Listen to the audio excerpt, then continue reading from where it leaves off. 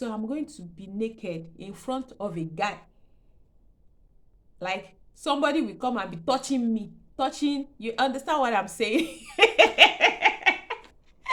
Like I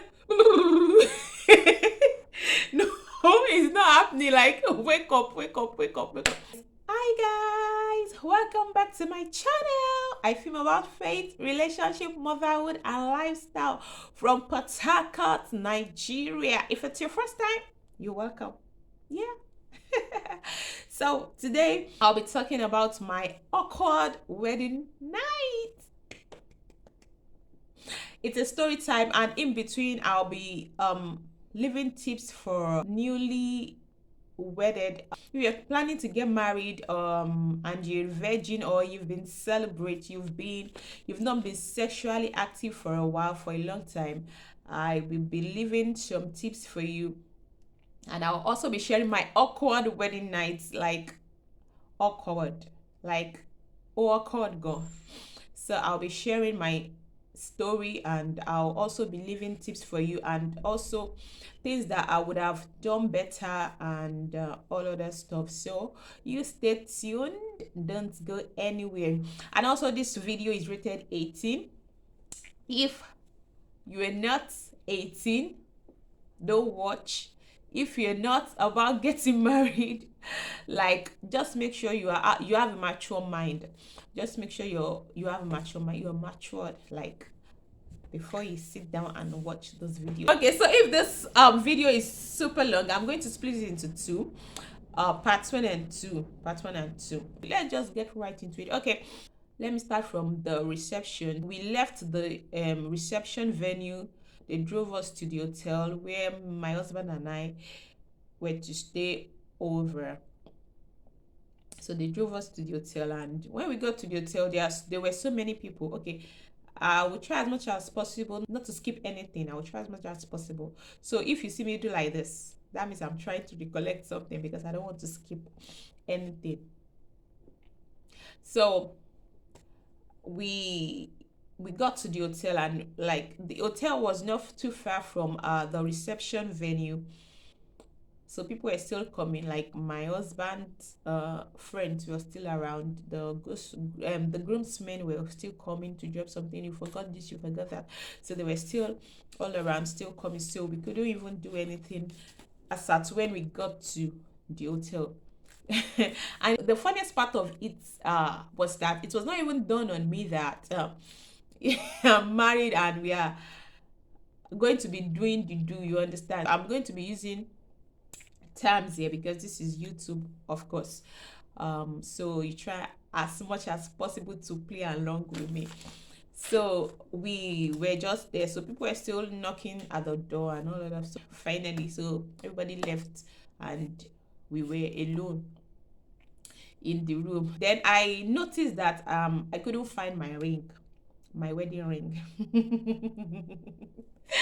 Oh, I just checked my finger, and I couldn't find my wedding ring. I was like, me ò rí ring mi o. So that was how we started looking for the ring. We looked for this ring. Oh. We searched everywhere. We emptied all our bags, and we started looking for the ring. For like 30-45 minutes, we were looking for this ring. Trust me, we were looking for the ring. So as God would have it, we found the ring. Actually, no, I don't know what my husband was thinking at that time, but those kind of things can really ruin your emotions. I'm a proper Yoruba girl, so you can imagine me losing my ring on my wedding day. What's that supposed to mean now? So and the funniest thing is, I've had people tell me like that they misplaced their ring on their wedding day and they still find it. So if you are planning to get married, just be careful not to misplace your ring, because sometimes it might ruin your day or your night. Try as much as possible to be careful, especially if it's not your size. Maybe it's a little big or something, it doesn't fit in well. Just try as much as possible to be careful. That's another tip for you. Try as much as possible to be careful, because before you know it, in the process of dancing and all of that stuff, you might not take caution and maybe you get, yeah, just make sure you are careful about your ring. If it's not really fit on your finger, watch that so that it won't ruin your emotion. So that aside, after we found the ring, so I think, maybe, I don't know if it was my husband that suggested that we should we should pray. And if you have watched my previous video, or I don't know if that one will come out before this, any which way, sha, that my husband said he didn't know I was spiritual, kind of. So it was supposed to be a short prayer, like after the wedding I'll just say thank you Jesus, hey. I turned that prayer to a revival. I thought that prayer, that's what's supposed to be a short prayer, to a revival. I don't know how to call it, like I turned it into isoji kind of a thing. That I started leading, practically I was practically leading prayers. I don't know, you can imagine what will be running in my husband's head. Yeah, you funny. Like, please, if you are a guy and you are watching this thing, please just let me know in the comment section. If you were in my husband's shoe, what would be going on in your mind? Like, my husband was just saying amen, but I noticed that we got to a time that the amen started dropping.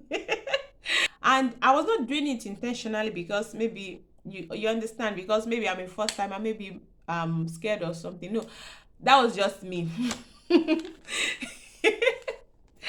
That was just me. Like, people don't like me lead prayers. Like, people that are close to me, they will say that my prayer is too long. I used to lead long prayers. So like 30-45 minutes we were still there almost. Please don't judge me, it's not my fault. And I realized that it's like, this thing is taking too long. So after the prayers, we were supposed to now take a shower, which is of course necessary. Don't just climb the bed, my dear sister. Make sure you take a shower, so that you already had a long day, all the dancing, everybody's sweating, so you don't want to go and be using gum body and rub, you understand. So make sure you take a shower, bathe, no matter how tired you are. Even if you are not going to do anything that night, just make sure you shower, take a shower, and you even be cool, like you'll be okay. So my husband now said, oh, okay, well, let's go and bathe too. That was when it now dawned on me that I am married. Honestly, while I was preparing for my wedding, like, I feel I was just, that was why I called it awkward. Like, let me just say this, let me put this out too, so that you won't make the same mistake that I made. I feel I was just preparing for the event. I was not really preparing for the wedding night per se. So I think I was not mentally prepared. I was not psychologically prepared. I was not emotionally prepared, because those things is not only about, like, I want to have sex. Like, you have to be there, um emotionally, psychologically, and mentally. You have to be present, like, you have to be there. So I feel I was not that prepared in that aspect. Like, it was when my husband had said we should go take a shower, that was when it not dawned on me that I'm married. I was not like, okay, so I'm going to go naked, like I'm going to like, I don't even want to think about it, like, somebody help me. Oh. I can't go back home. Oh. I can't go back home. Like, it's now dawned on me that I'm married though. Like, I didn't have to do this thing. No,